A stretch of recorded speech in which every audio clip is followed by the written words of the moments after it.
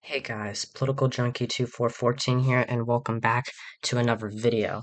Today I'm going to be talking about the 2024 Republican presidential primary, and more specifically the first debate, which is scheduled to take place this Wednesday, August 23rd, 2023.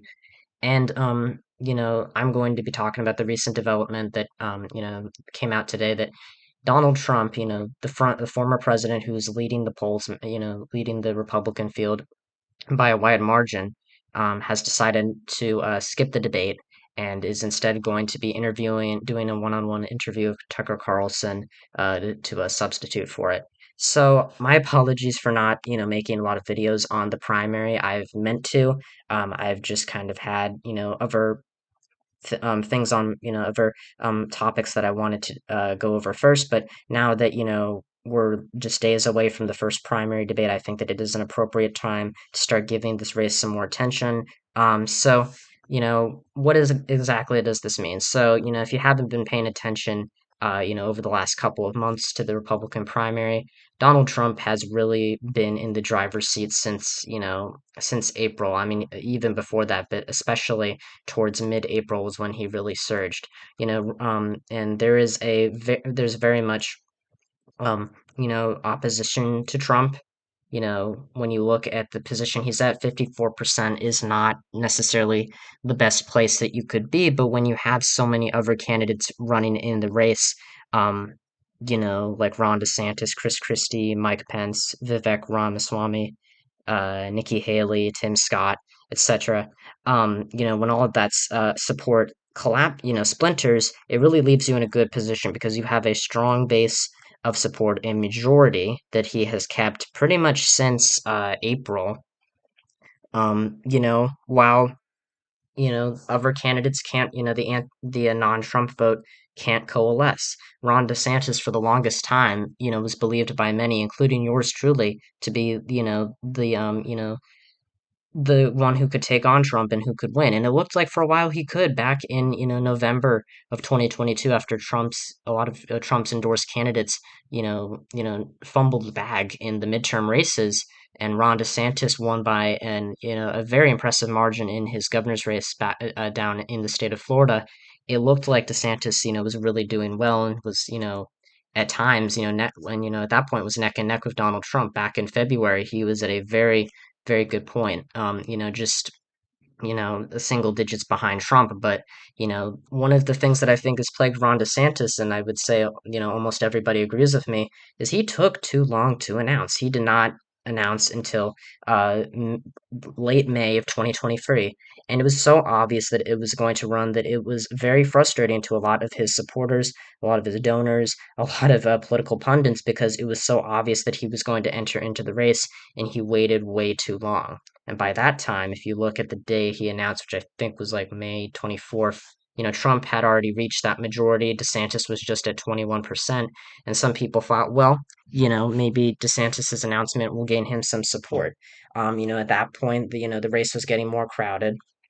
Although I don't think we had Mike Pence or Chris Christie in there yet, but there were still a lot of candidates, and there was talk that maybe DeSantis launching a campaign, would give him more institutional support among Republicans. I mean, you would think that, but no, it actually got worse because his campaign has had such a terrible starting point. And when you look at a lot of the ads that he's put out, they, in my opinion, I would say they look very amateurish. You know, that he's been trying to run to the right of Donald Trump, but he's the way that the ads are framed are they present it almost as though it's making Trump look like it's like it looks like he's praising Trump for being more, I guess, in his eyes, more supportive of the LGBTQ plus community, when and kind of playing into fear. DeSantis has kind of played into fears that, oh, he might, he would be more dangerous than Donald Trump, and that's something that I think a lot of people have said about him for a long time, is that he could be a more effective policymaker than Donald Trump in the White House, and someone the Democrats should be more scared of in that sense. But the way that he's been selling himself, it's not working. There's been talk about him rebooting his campaign, you know, and it so far it hasn't worked. It looks like that he's just really struggling to, get the non-Trump voting base on his side, because if he could do that, if there were just one or two other candidates in this race, he would probably be at 30-40%, and then he would just need to start cutting into Trump's margin. He could be able to kind of, put himself forth as the front runner, and or as the main challenger to Trump. And in his campaign memo that he sent out to his donors, which highlights how he's going to what his strategy is for the debate, he's trying to say that this is a two-man race between me and Donald Trump, but the fact is, it's not. And I think he knows that. I think that this is more of a bluff than anything. You look at, where he is right now in the 538 average, he's at less than 15%, and you can see that all these other candidates, Mike Pence, Vivek Ramaswamy, Nikki Haley, et cetera, are all, taking away votes from him.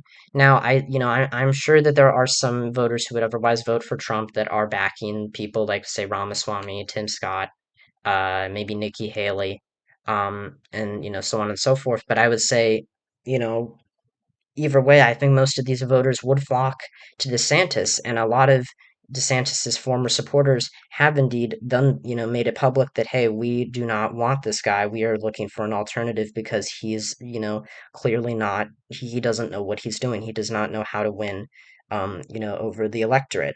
You know, he, has been, since 2022, and, was the first time I heard that DeSantis, was a terrible debater, and how much that how awfully he performed against Charlie Crist. Now, I personally have not watched that debate. I probably should have. But I mostly was focused on the Senate debates. Um, but I will say that Trump, on the other hand, while he may be obnoxious, while he may be very toxic in some people's eyes, in a lot of people's eyes, to the Republicans, they kind of that's kind of a type of energy that really resonates with conservative voters. And I think that that is part of the reason why people love Trump, is that he's not afraid to say what he thinks. He's not afraid. He is kind of the kind of the repel he's kind of the opposite of someone who is very politically correct. He's pretty he kind of presents himself as the enemy of political correctness and respectful discourse. And I think that the Republican primary voters like him, and he's also a former president. And I think that with when you look at how many indictments he's received, he's most recently been indicted, in Georgia, about over his efforts to overturn the 2020 election. And it's just, I think that I think that the constant spotlight that's, been focused on the former president has really made it, has really made Republican primary voters more likely to vote for him because they feel that he is being attacked. Trump has this way of being able to resonate with voters, and say, they're not coming after me, they're coming after you. This is, not about me, it's about you. And I think that, that kind of, that kind of message of paranoia, or that, sparks paranoia, is very, very effective. Now, we'll talk about, what Trump's going to do here in as an alternative.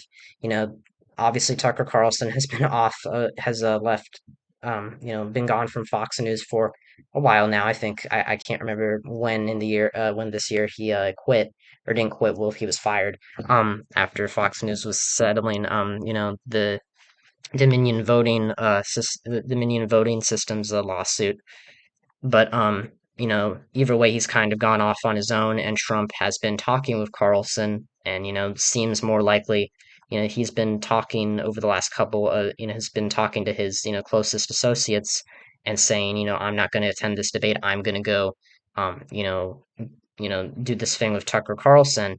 Without any other candidates on there. He's one of the only candidates who's refused to sign the loyalty pledge, who have qualified, and that is part of why people why Trump needs to debate, but or sorry, that's part of how Trump needs to qualify. But again, this is the former president. This is the darling of many, of the Republican Party by in many senses of the word. So they may, the RNC may just allow him to show up on the stage, last minute without, signing the loyalty pledge. All these other candidates, Ron DeSantis, Nikki Haley, Mike Pence, Ramaswamy, Scott have all said we are going to support the Republican nominee, whoever that may be. And if we lose, if it's not me, I will endorse whoever wins, kind of as a sense of unity, I guess. Um, but I think, Trump is much more comfortable personally. I personally believe that he's much more comfortable doing a one-on-one with Carlson, someone who, he is pretty much buddy-buddy with.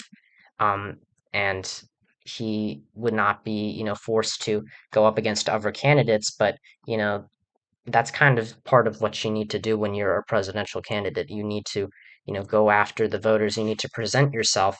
And I think a lot of the candidates up there understand that. But when, the main front runner doesn't, attend, it's kind of, a bit of an insult to the voters. But I also, from an angle, you can understand why Trump won't want to do it because he's doing so well. He's also, having to deal with so many different legal, indictments. And he doesn't really want to give candidates the opportunity to, get him, to strike him, down on the to attack him and catch him when he's at when he's not paying attention.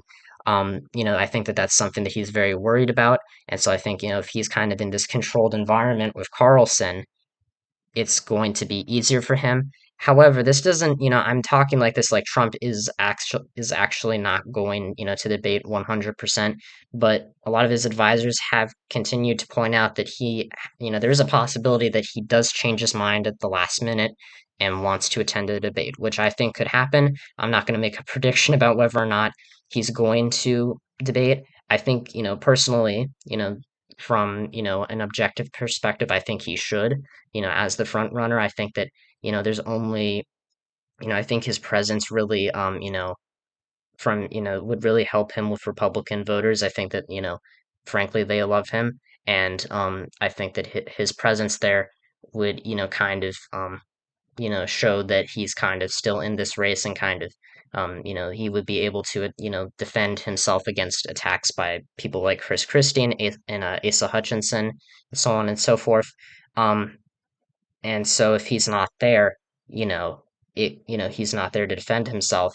And, someone like, say Tim Scott or Chris Christie or DeSantis, has a strong moment, and maybe, points out something about Trump, particularly in, Christie's case that could help him in a state like New Hampshire. Trump's gonna, probably, get scared and say, I should have attended that debate and will probably attend the second debate.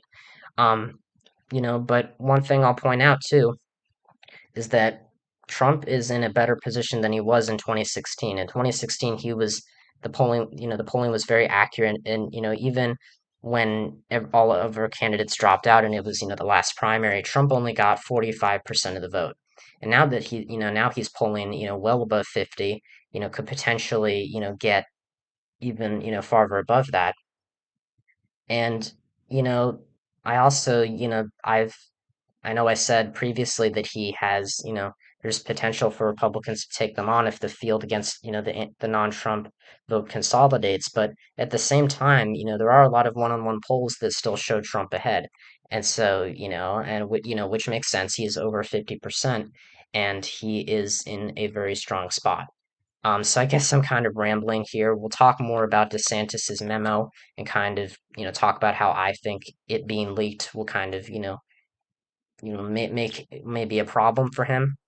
One of the biggest, one of the highlights here is that he's not going to attack Donald Trump. He's going to, attack, Vivek Ramaswamy, and he's also going to put himself, he's going to side with Trump if Chris Christie, makes a bad, takes a jab at Trump, which is almost certain to happen. Given what we how Chris Christie has, run his campaign so far, I find it very hard to believe that he wouldn't, go after Trump and call him out on, a lot of, his flaws.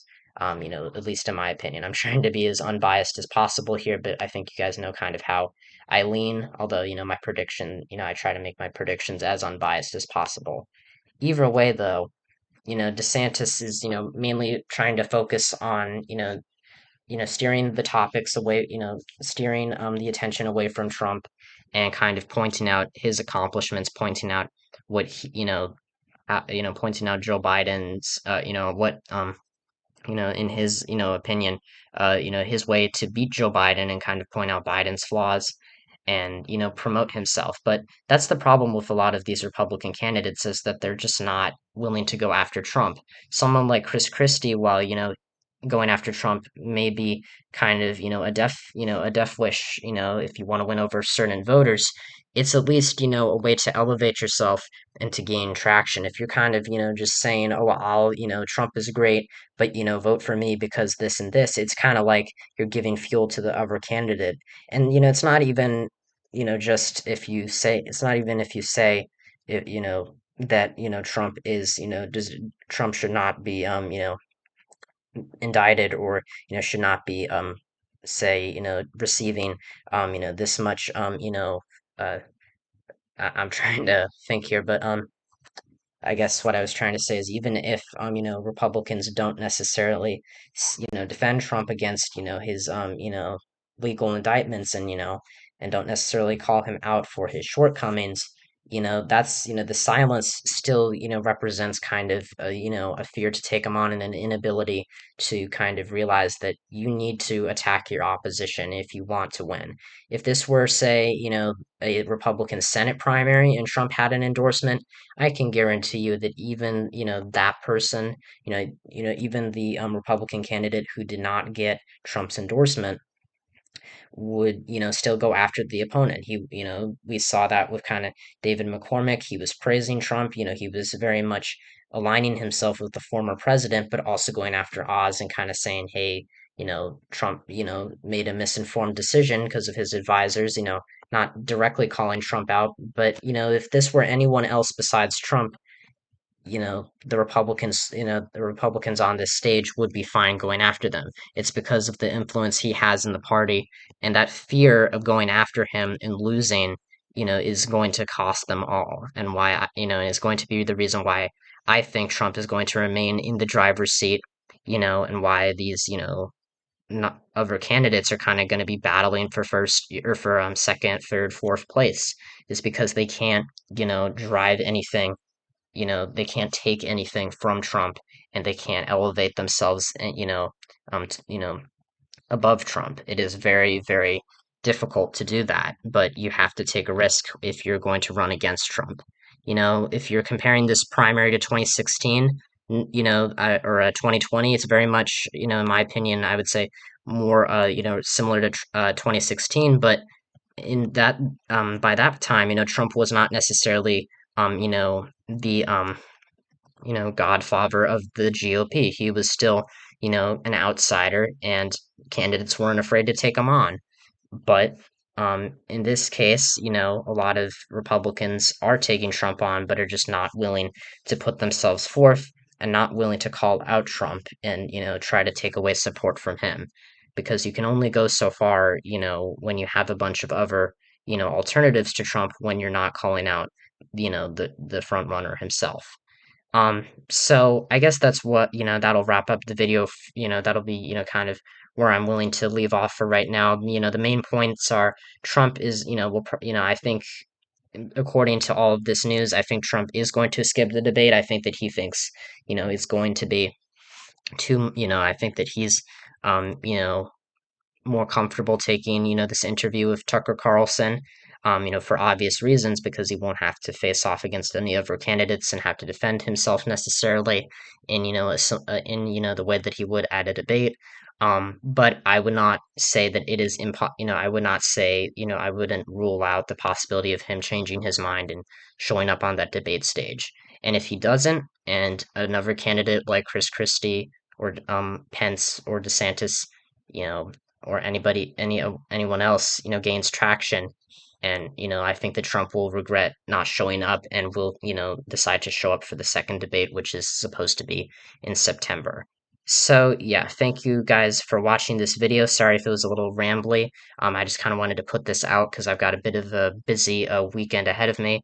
And yeah, I just wanted to put this video out before, at the point when I can. Hope you all enjoyed. Make sure if you like the video, hit the thumbs up button, subscribe to the channel if you haven't already, and share this video with someone who you think would enjoy it. Also, check out my non-political channel, Interactor127, and my comrades channel, Growling Zoo 666. Tell me what you guys think about Trump's decision to skip the debate. Do you think it helps him, with in the primary? Do you think it hurts him? I'm very interested to hear all of your thoughts and kind of hear maybe some of your predictions for how this debate is going to go. So yeah, thank you all so much for watching, and I'll see you guys next time when I talk about all things politics. See ya.